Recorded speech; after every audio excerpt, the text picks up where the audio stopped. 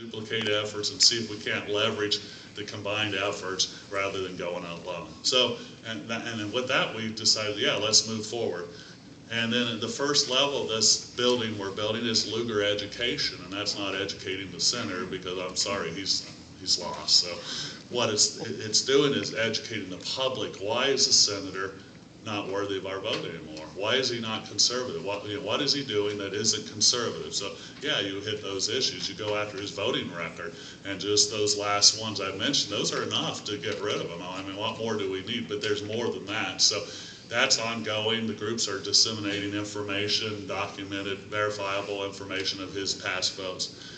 And then the second one, and so that's ongoing throughout the whole, up until May of next year.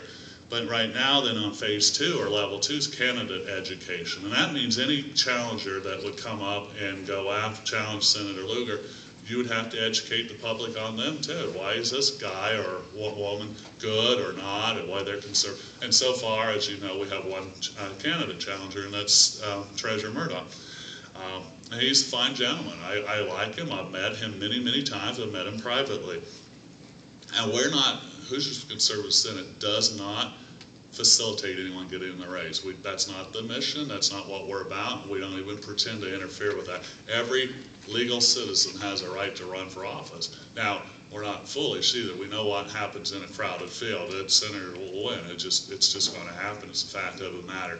You don't even need a majority of the vote, or more than 50% of the vote. You just need the majority to be the one with the most votes. So, but we can't stop that. That's not our job. And frankly, there's been many speculations and some fairly credible sources saying the senator will probably run a decoy candidate or two, just fund them, minimally fund them, just put them out there just to do that. So all of us have that mission to just find out, okay, is this guy really a serious challenger, or is he someone Lugar put up? And that's all of our job to do. So there's a lot of work to do in that regard.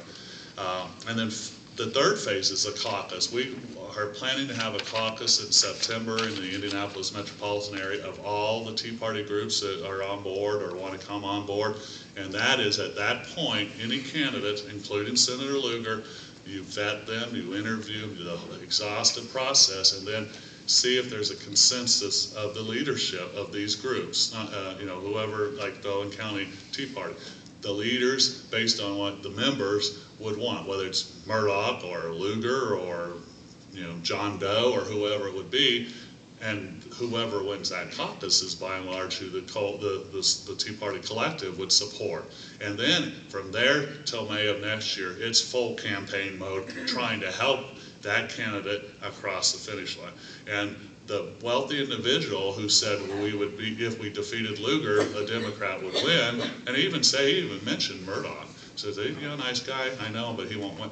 Well, we're not going to do that. If whoever we get to win that caucus, that's who we're going to campaign collectively behind. That is the plan. So the more people involved in it, working it, going door to door, and the groups like yours, all the groups, if you do billboards, whether it's for you saving the country or going after Lugar, which I would argue is part of the process. You save the country, you got to get rid of these guys and get some new people in there that are going to actually serve the country. But that's the process. Now, the way the state was divided up as far as who's covering what, and John's here today on your district, the 8th district. John Callahan is representing Hoosiers for Conservative Senate, working with the Tea Parties in your district. Now, I was asked to speak several weeks ago, and frankly about 3 or 4 weeks after the January meeting, Dave Riss asked me to come down and talk about, and since then John's come on board and is representing your district. But the U.S. congressional districts in Indiana, as they are now currently mapped out, there's 9 of us, so there's a district rep in everyone, and I'm in the 5th district. I live in Hamilton County. My district has 12 Tea Parties in that are on board on this. By and large, we're still somewhere around 65, 68 Tea Parties that are still intact wanting to do this. Now, there's a few that pulled out as soon as Murdoch announced, a few immediately endorsed him, and a few just never joined the process to begin with, which is fine. I respect that, and that's fine. My thought as far as endorsing, it's too early right now, because whether Murdoch's the only guy or not, if you endorse now, he didn't have to work to get your vote. And he needs to earn your vote. Pull him as far right as you possibly can. and then endorse, whether that's next month or September or whenever. Now, most of you are probably aware in Indiana, you have until I think it's the 10th or 12th of February to declare your candidacy for the 2012 primary. So there's going to, just common sense is there's going to be other people that get into this race. So it's still early. Now, we got into it early because we thought it would take everything we could do to defeat a 6-term U.S. Senator that's going to have a huge war chest. And when we waited till the end of the year, it was going to be too late. You're going to have to help that candidate. And we also tried to make it a national race because it will take outside money to beat him. It's just going to. If he's going to raise that kind of money, how are you going to get that in Indiana? So in some of my travels in the Tea Party over the last 2 years, as John said earlier, I've been fortunate enough to make contacts with some national organizations, and among them is FreedomWorks. And I had invited FreedomWorks to our January meeting. They came in as an observer. They're not influenced in the race. They're not going to tell us what to do. But the reason they have come is, and they didn't come last election, they said, you guys are starting to work together. We will come if you guys work together. We will bring our informational resources, we'll bring monetary resources if you guys work together. Now, last time, all they did was bring campaign signs. In fact, and they asked me to distribute them. They gave me 5,000 for the 9th district, which I dropped off in Columbus, and those were distributed. They gave me 5,000 for the 2nd district that I asked a Tea Party up in Kokomo to take, and they didn't want them, period. And I have 10,000 Larry Bouchon signs in my barn right now because I couldn't get enough people to take them. Not to say anything about you guys. I didn't know you guys, but I knew a couple, and they didn't want them. And that's a shame. Those were printed out. You ought to see the signs there. Very nice signs. They're not flimsy. If they had been out from the get-go and no one pulled them up, they'd still be out there. They're that nice of a sign. So they do have the money, and they're willing to spend it in Indiana if we work together. So I think we need to do that. We're not going to raise enough money otherwise. And you know how it is in the Tea Party. We barely have any money to function in our own meetings. And you have to ask, which is fine. But to bring in several $1 million, it's not going to happen in Indiana. You're going to have to get outside help. And I did talk to Club for Growth out of Washington. And if you guys remember Chris Chicola from northern Indiana, he was 2nd District Congressman. Unfortunately, people in that district thought it was best to replace him.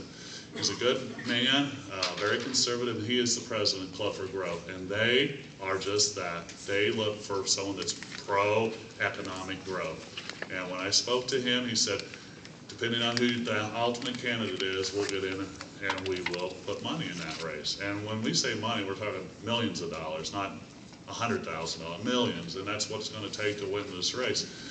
So there's a lot at stake. Not only do we want to replace the senator, but we're going to have to help that candidate, whoever it is. It's not our job to go out and raise money, but the way I see it is we're plowing the road for them. We're making the road a little easier to travel than they would have otherwise.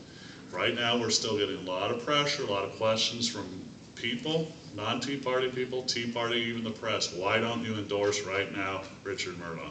Again, who says he's the only candidate? Who says he'll be the best candidate? And who has truly, truly vetted him? I don't know about you guys, but I don't have the monetary resource to vet a candidate. It takes a lot of money. And Richard Lugar is spending hundreds of thousands of dollars on any challenger, and they'll know everything there is to know about that candidate.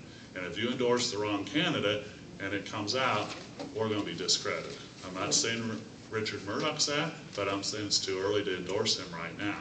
And if he wants to raise money, he is the candidate. He needs to raise money. But right now, our job is to go throughout the state and get everyone who's voted for him. I voted for him 6 times. Anyone else? 6 times I voted for him. I'm not going to the 7th time. I'm not. Yes, I'm a lifelong Republican, but we will go after the rhinos every bit as easy as we'll go after liberal Democrats, period. So this is an American thing. It's not Democrat, it's not Republican, as you guys know, but it's time to replace him, and it will take everything you guys have and more to beat him. When we win, though, can you imagine the impact nationally, what the Tea Party did? This will be the biggest trophy the Tea Party's ever bagged if we do this. And I am contending we are going to do it, but it's going to take a lot of work.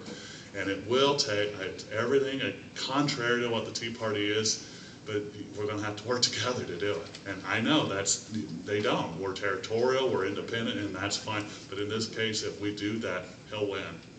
So on May 9th, if that's what happens, we won't have anyone to blame but ourselves. And you get up here and yeah, I get teary-eyed about our country too. But if we're teary-eyed on May 9th and we didn't work together, we have no one to blame but ourselves, period. So I would hope that all of you would talk to John, your district rep. If Owen County wants to get involved, we need you. We need every group, and there's work for all of you. We have to get out there door to door. It's not fun. We got to place yard signs when the time comes. We've got to talk to people who are dying-to-the-wool Lugar supporters and tell them why it's not right to vote for him this time, because they don't know. And I guarantee you, Senator Lugar is going to run commercials, and he'll be walking on his farm, and he'll talk about his background and how he pulled himself up from the bootstraps, and it will sell well. He comes off as a nice grandfatherly figure. He does. He's likable. He is. But he's liberal as anyone can get, and he is President Obama's favorite Republican. That is one title I would never want, period.